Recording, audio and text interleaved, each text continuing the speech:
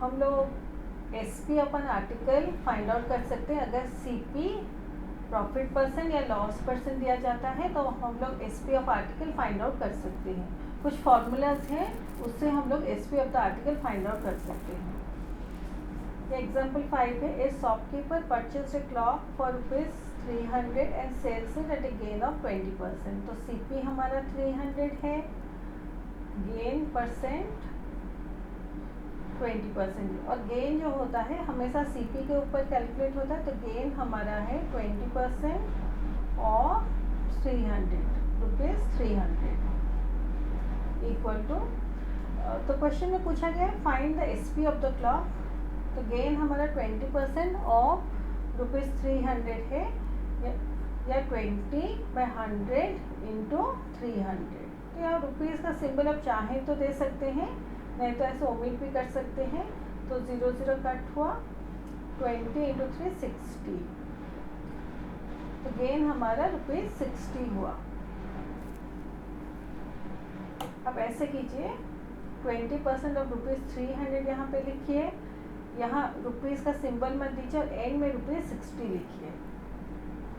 तो गेन हमारा 60 हुआ। तो SP हमारा CP plus gain equal to ₹300 plus ₹60 equal to ₹360।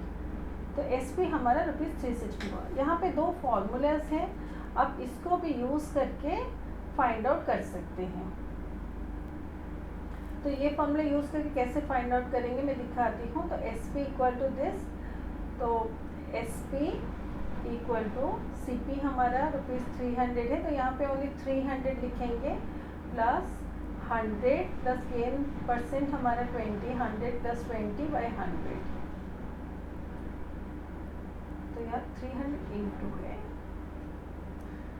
Into this much equal to 300 into 120/100। तो 20 से कैंसिल किए, 25/100, 26 और 120।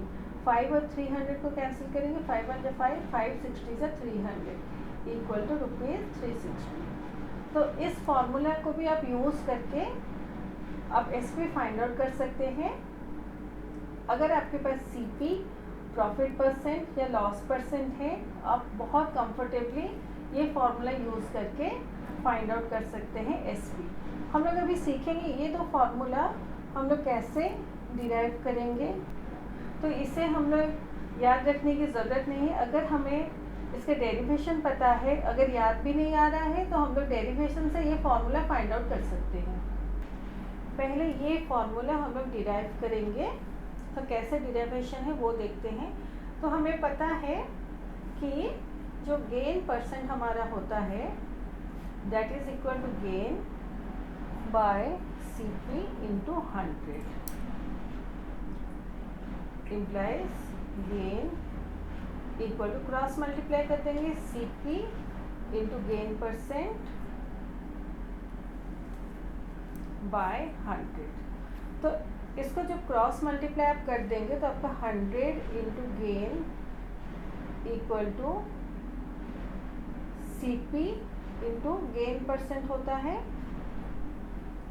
इम्प्लाइज CP इंटू, हम लोग बड़े क्लासेस में नहीं लिखते हैं, तो CP इंटू गेन परसेंट या 100 मल्टीप्लाई होके ऑपोजिट साइड में जब जाएगा तो इसके साथ डिवाइड हो जाएगा। तो CP इंटू गेन परसेंट में 100 इक्वल टू गेन। तो ये हो गया CP into gain percent by 100। तो यहाँ पे कंफ्यूज होने की ज़रूरत नहीं, आपको गेन परसेंट का फॉर्मूला पता है, तो CP को आप यहाँ पे क्रॉस मल्टीप्लाई कर दीजिए, तो CP इंटू गेन परसेंट हो गया। तो 100 into gain equal to CP into gain percent, यानी गेन जो है CP into gain percent by 100। 100 इस साइड में आ जाएगा, यहाँ मल्टीप्लाई होकर 100 है, ऑपोजिट साइड में जब जाएगा जो भी है उसके साथ डिवाइड हो जाएगा। तो CP into gain percent by 100 equal to gain हमें पता है। Then SP minus CP equal to gain. ये नेक्स्ट स्टेप है, implies SP equal to gain plus CP implies SP equal to CP plus gain implies SP equal to, तो CP वैसे का वैसा रखेंगे। और गेन हमारा देखिए CP into gain percent by 100 है, इम्प्लाइज SP इक्वल टू 100 हम लोग डिनोमिनेटर में लेंगे तो 100 इसके साथ मल्टीप्लाई करते हैं 100 CP plus CP into gain percent by 100 implies SP equal to, तो CP को कॉमन अगर ले लेंगे तो ये हमारा हो जाएगा, CP को यहाँ से निकाले तो क्या बचा यहाँ पर 100 प्लस यहाँ से CP निकाले तो गेन परसेंट बचा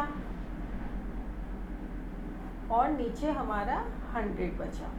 तो ये फॉर्मूला देखिए हम लोग डिराइव कर दिए यहाँ से, SP equal to CP into, यहाँ इंटू है 100 प्लस गेन परसेंट बाय 100।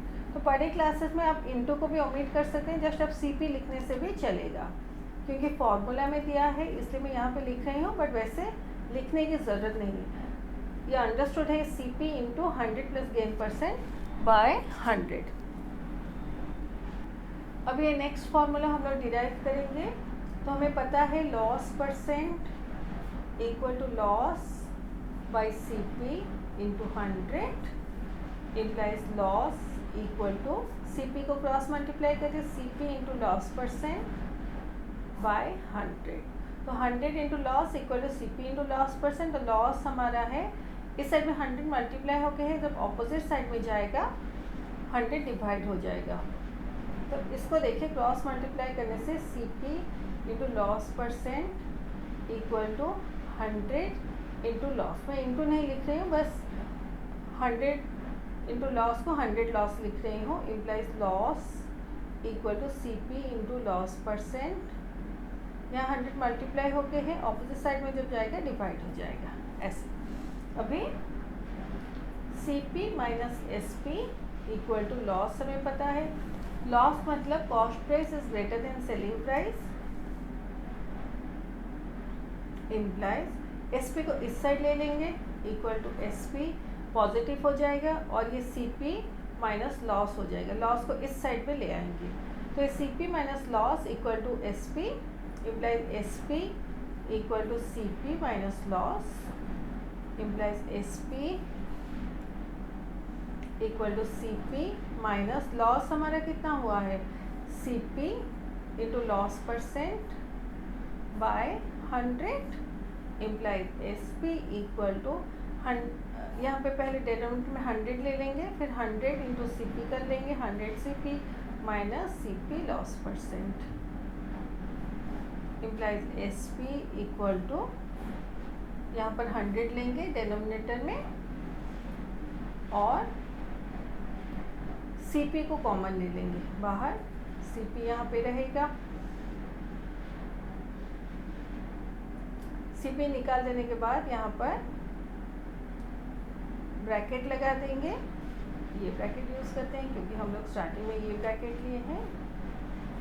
तो CP को यहाँ पे निकाल दिए तो क्या बचा यहाँ पर 100 माइनस यहाँ से निकाल देने से लॉस परसेंट बचा और यहाँ CP इंटू है ये CP इंटू, आप चाहें तो दे सकते हैं, नहीं तो बड़े क्लास में इंटू को ओमिट कर ली तो CP into 100 minus loss percent by 100। तो ये दो फॉर्मूला का डेरिवेशन मैं आपको यहाँ पे दिखाई हूँ, यहाँ पर भी आप इंटू लगा सकते हैं इफ़ यू वांट ऐसे। तो ये दो फार्मूला का डेरिवेशन बहुत इंपॉर्टेंट है, आप फार्मूला याद रखेंगे तो बहुत इजीली बहुत सारे क्वेश्चंस कर पाएंगे।